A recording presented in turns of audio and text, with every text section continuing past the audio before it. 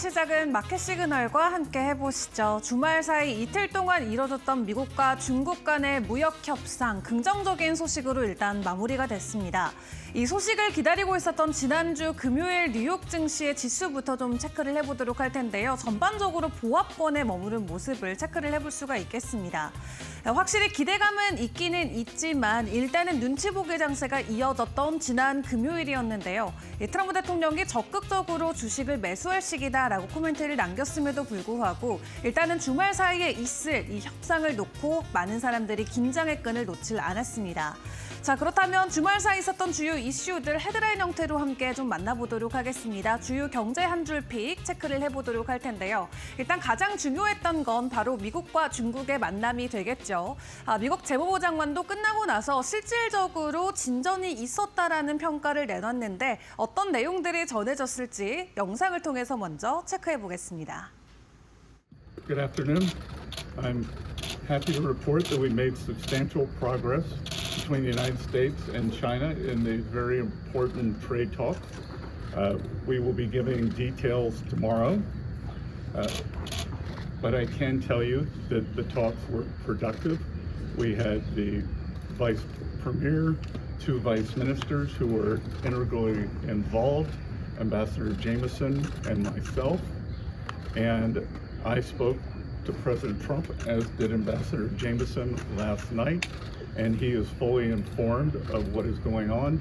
So there will be a complete briefing tomorrow morning. 네, 중국과 미국 모두 실질적으로 도움이 됐던 협상이었다라는 코멘트가 나오고 있는 가운데 일단 10일 현지 시간으로 월요일쯤 다시 한번 공동성명을 통해서 구체적인 협의 내용을 전해온다라고 합니다. 일단 그때 회의에 참석했던 모든 참가자들의 평가가 긍정적으로 나오고 있는 가운데 트럼프 대통령도 본인의 SNS 계정을 통해서 아주 큰 진전을 이뤘다라고 자평을 하기도 했죠. 일단 오늘 새벽에 전해질 내용 함께 점검을 해보시고 내일 증시에 어떻게 작용되는지도 지켜보는 게 중요할 것 같습니다. 그 가운데 상무장관 같은 경우는 CNN 인터뷰를 통해서 관세와 관련된 코멘트를 이렇게 또 내놨습니다. 10%의 기본 관세를 유지하겠다라고 이야기하면서 품목별로는 인하될 가능성이 있다라는 내용을 일단 꺼내놓긴 했는데요. 미국 같은 경우는 일단 품목별로의 관세와 관련된 부분을 계속해서 업데이트해 나가고 있습니다. 최근에 전해졌던 소식에 의하면 항공기나 엔진 쪽에 대한 품목 관세를 본격적으로 적용시키기 위해서 직접적으로 본격적인 타깃 조치를 이어가고 있다라고 하는데요. 다음 줄 보여주세요. 사실 이러한 조치들은 유럽을 겨냥한 것으로 시장에서 평가를 하고 있는데 일단 오늘 제약바이오 관련 쪽에서도 품목별 관세가 부과될 수 있는 만큼 품목별로 관세 이슈는 매일매일 대응을 해보시는 게 중요할 것 같습니다. 자, 그런 가운데 푸틴과 우크라이나와 관련된 이슈도 좀 점검을 해봐야겠죠. 직접적인 대화를 제안을 했습니다. 본격적인 휴전에 들어갈 수 있을지 시장에 집중하고 있는 가운데 갑작스럽게 이렇게 입장을 선회한 데는 놓고는 일단 서방 국가들의 전방위전 압박이 어느 정도 영향을 하지 않았나라는 풀이가 나오고 있고요. 그리고 원전 관련된 이슈도 지난 금요일에 함께 포착이 됐습니다. 기존에 있었던 원전 발전량보다도 4배 가까이 오는 2050년까지 확대하겠다라고 합니다. 이 또한 AI 대응을 위한 하나의 조치로 시장은 풀이를 하고 있는 상황인데요. 원전 관련주들의 추가적인 급등 상황이 이어질 수 있을지 이번 한 주의 증시도 같이 지켜보시죠. 자, 종목별 이슈로 넘어가 보도록 하겠습니다. 테슬라가 지난주 금요일에 홀로 급등하는 모습이 나왔습니다. 아무래도 6월 로보택시를 앞두고 기대감이 투자자들의 심리를 부추기고 있지 않나 싶는데요. 주간 단위로는 3주 연속으로 상승하는 모습을 보여주고 있고요. 벌써 주가 같은 경우는 $300 목전을 앞두고 있는 상황입니다. 그리고 텍사스 주주 소송 제한법이 통과됐다는 소식이 전해졌는데 직접적으로 테슬라 주가에도 영향을 줄 수 있는 만큼 추가적인 내용은 머스노우 5 시간을 통해서 점검을 해드리도록 하겠고요. 또 XAI 같은 경우는 테슬라의 메가팩 배터리로 가동되고 있다는 내용이 또 체크가 되기도 했습니다.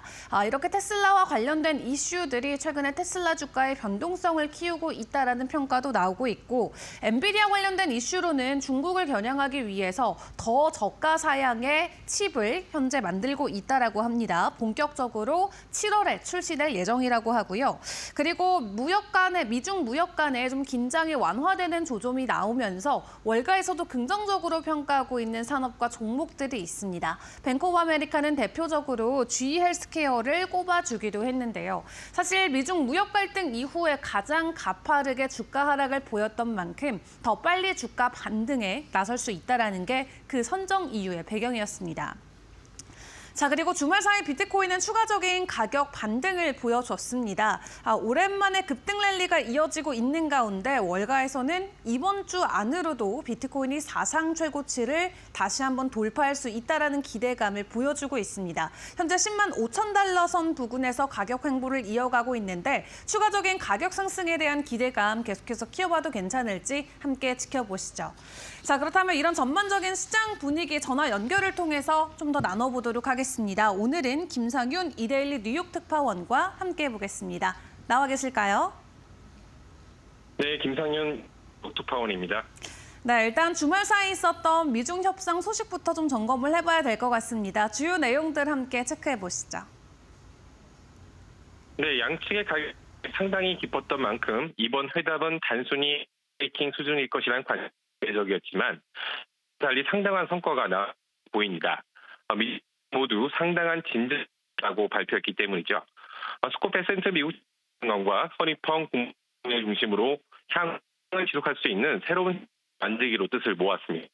큰 틀에서 어느 정도가 있었음을 예상할 수 있는 양국 협상단은 이번 회담이 모두 긍정적이라고 강조했습니다. 베센트 장관은 회담을 마친 뒤 기자들과 만나 중국과의 첫 공식 무역 협상과 관련해 실질적 진전이 있었고 또 생산전이었다고 밝혔습니다. 허 부총리도 역시 중요한 컨센서스를 이뤄서 양측은 경제 협의 메커니즘을 합의했으며 후속 이어질 것이라고 밝혔습니다.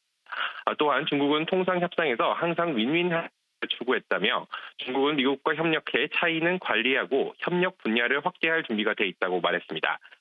이는 예상보다 이르지 않았던 것으로 보입니다. 함께 협상에 참여한 그리언 USTR 대표는 중국과 의견 차이에 대해 우리가 얼마나 신속하게 했는지를 보면 실제 예상보다 작았던 것 같다. 그리고 물론 많은 준비 작업이 필요하다고 설명했습니다.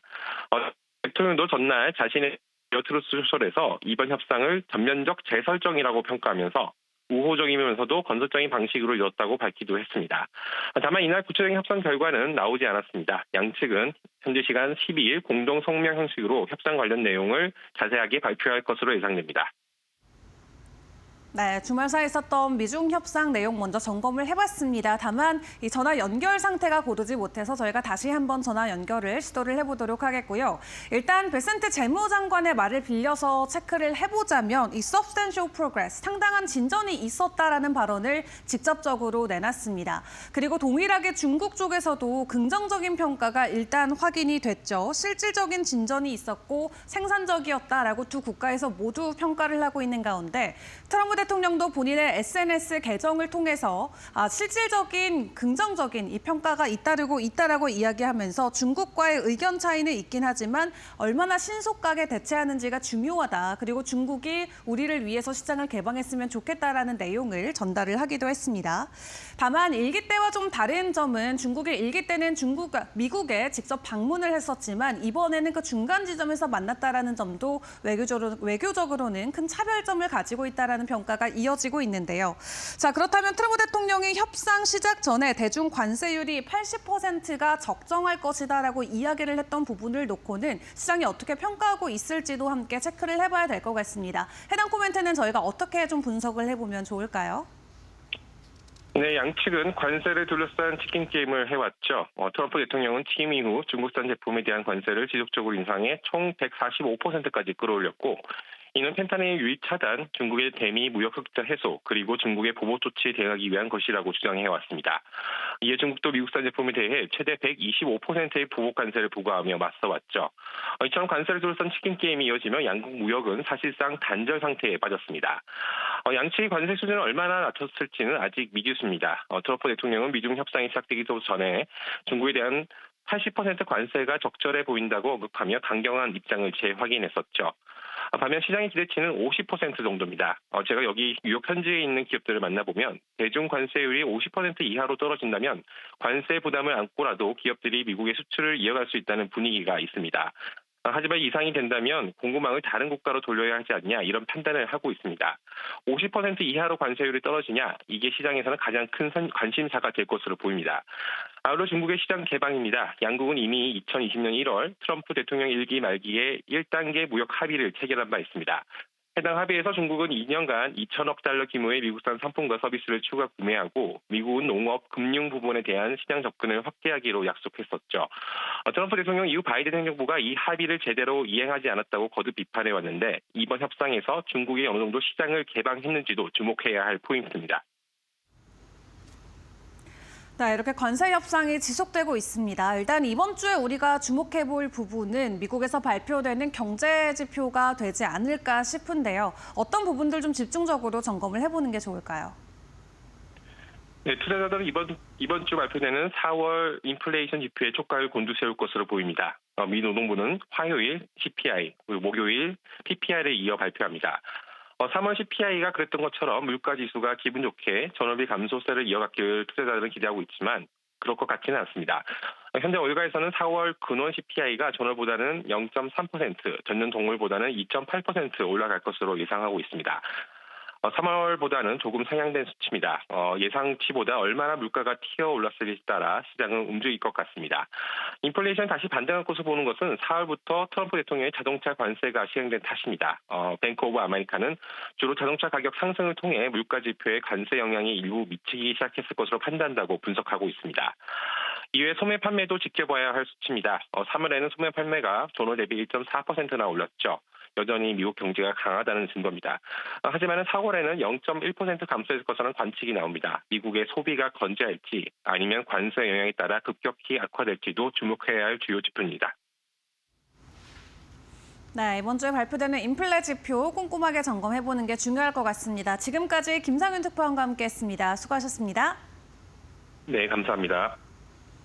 네, 그럼 지난주 금요일 변동성을 보였었던 주요 종목과 이슈들도 함께 체크를 해보도록 하겠습니다. 김수영 캐스터가 준비했습니다. 네, 지난주 뉴욕 증시에서 특징적이었던 종목들 함께 살펴보겠습니다. 뉴욕 증시는 중국과의 협상을 앞두고 트럼프 대통령이 관세가 145%에 내려간 80%가 적절한 것이라고 말하자 장중에는 상승세를 보였는데요. 그럼에도 시장의 예상보다는 높았던 관세에 장은 혼조세를 보이면서 마감했습니다. 그러니까 자세한 얘기 주요 기술주부터 함께 살펴보겠습니다. 테슬라는 지난주에 M7 종목들 중에 가장 강한 상승세를 보였는데요. 테슬라는 미국과 영국 간의 전기차 관세 완화 협정 소식과 함께 자율주행 기반 로보택시 사업 개시에 대한 기대감이 겹치며 주가가 4.7% 급등했습니다. 월가에서는 테슬라가 단순 전기차 제조업체를 넘어 소프트웨어 모빌리티 플랫폼 기업으로 전환 중이라는 점에 주목하고 있으며 특히 로보택시가 중장기 성장 모멘텀이 될 것이라는 분석이 나왔습니다. 여기에 일론 머스크 CEO가 향후 테슬라의 기업 가치가 엔비디아를 넘을 수 있다고 언급하며 AI와 자율주행 기술에 대한 낙관적 전망이 주가를 지지했습니다. 네, 이어서 애플 보겠습니다. 애플은 최근 실적 발표 이후에 중국발 수요 둔화 우려로 주춤했지만 일부 투자기관들이 관세 이슈는 단기적일 뿐 아이폰과 서비스에 대한 수요는 여전히 견조하다고 평가하며 매수 의견을 유지했습니다. 특히 서비스 부분 매출이 사상 최고치를 기록했고 1,000억 달러 규모의 자사주 매입 프로그램 발표 등 주주 환원 강화가 긍정적으로 작용하면서 주가는 소폭 반등했습니다. 이어서 메타 보겠습니다. 메타는 중국 내 경기 둔화 우려 속에 현지 광고주들의 디지털 마케팅 지출이 줄어들고 있다는 보도가 나오면서 0.92% 하락했습니다. 이는 메타의 핵심 매출원인 광고 부문 성장세에 대한 의구심을 키운 것으로 보이며 투자자들은 특히 신흥시장 광고 수익에 민감하게 반응하고 있습니다. 이어서 지난주에 1분기 실적 발표한 기업들 중에서 어닝 서프라이즈를 보였던 기업들 함께 살펴보겠습니다. 우버의 주요 경쟁사인 리프트는 1분기 순이익 257만 달러를 기록하면서 흑자 전환에 성공했습니다. 전년 동기 대비 손실에서 수익으로 돌아섰고 또 여기에 더해 7억 5천만 달러의 자사주 매입 계획을 발표하면서 이게 호재로 작용하면서 주가는 28.08% 대폭 상승했습니다. 네, 다음으로는 인슐린 펌프를 만드는 의료기기 회사 인슐렛 보겠습니다. 매출과 주당 순이익 모두 월가의 예상치를 상회했고요. 특히 연간 매출 가이던스를 상향 조정하면서 주가는 20.8% 상승했습니다. 네, 다음은 이미지 중심의 SNS 플랫폼 핀터레스트 보겠습니다. 1분기 매출도 컨센서스를 상회했고요. 또 2분기 가이던스도 시장 예상을 웃돌았습니다. 여기에 전 세계 월간 활성 사용자 수가 10% 증가한다는 소식도 전해지면서 주가는 4.88% 상승했습니다. 네, 이어서 계속 어닝 서프라이즈를 기록했던 기업들 함께 살펴보겠습니다. 광고 플랫폼 기업 트레이드 데스크가 1분기 매출과 순이익 모두 기대치를 상회했습니다. 또 광고 수요 회복에 따른 수혜가 반영되며 디지털 광고 업종 전반에 긍정적인 분위기를 형성했습니다. 주가는 18.6% 상승했습니다. 네, 다음으로는 반도체 기업 마이크로칩 테크놀로지 볼 텐데요. 1분기 매출 전망을 최대 10억 7천만 달러로 제시하면서 시장 예상치를 상회했습니다. 또 여기에 뱅크 오브 아메리카가 투자 의견을 언더퍼폼에서 중립으로 상향 조정했는데요. 초기 회복 신호와 CEO 복귀 비용 효율화가 이유였습니다. 주가는 12.6% 상승했습니다. 그 다음으로는 사이버 보안 회사 클라우드 플레이어 살펴볼 텐데요. 1분기 매출이 27% 증가하면서 컨센서스를 상회했고 2분기 전망도 시장 기대 수준을 부합했습니다. 주가는 6.46% 상승했습니다. 네, 다음으로는 어닝 쇼크를 기록하며 부진한 실적을 보였던 기업들 함께 볼 텐데요. 암호화폐 거래소 코인베이스가 주당 순이익 1.94달러로 기대를 소폭 웃돌았지만 거래 수익이 전년 분기 대비 19% 감소했습니다. 또 매출은 21억 예상 대비 20억 달러로 하회했고요. 암호화폐 가격 하락과 관세, 거시 불확실성이 겹치면서 실적 압박이 커졌습니다. 네, 다음으로는 미국의 온라인 여행 플랫폼 익스피디아 보겠습니다. 1분기 매출과 예약액 증가폭 모두 예상치를 못 미쳤습니다. 또 여기에 미국 내 여행 수요 둔화가 주요 원인으로 꼽혔으며 보수적 가이던스까지 겹치며 주가는 7.3% 하락했습니다. 네, 다음으로는 핀테크 기업 어퍼몰딩스 보겠습니다. 어퍼몰딩스는 4분기 매출 가이던스가 시장 예상치보다 크게 밑돌면서 주가는 14.47% 하락했습니다.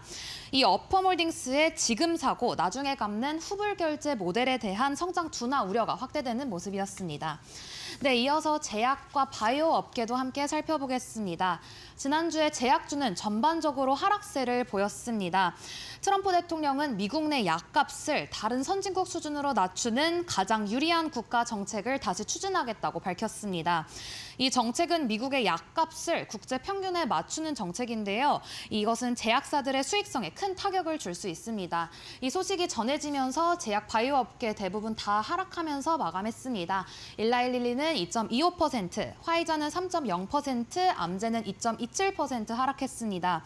일라일릴리의 CEO는 우리는 수익의 25%를 지금 R&D에 투자하고 있으며 약가 인하는 혁신을 저해할 수 있다고 밝혔습니다. 네, 이어서 지난주에 이슈 있었던 종목들도 함께 살펴보겠습니다. 최근 전고점까지 상승하며 강세를 보였던 사이버 보안 기업 크라우드 스트라이크가 정부 조사 연루설로 흔들렸습니다. 블룸버그에 따르면 미 법무부와 증권거래위원회가 국세청과 관련된 3,200만 달러 규모의 계약을 조사 중이라고 밝혔는데요.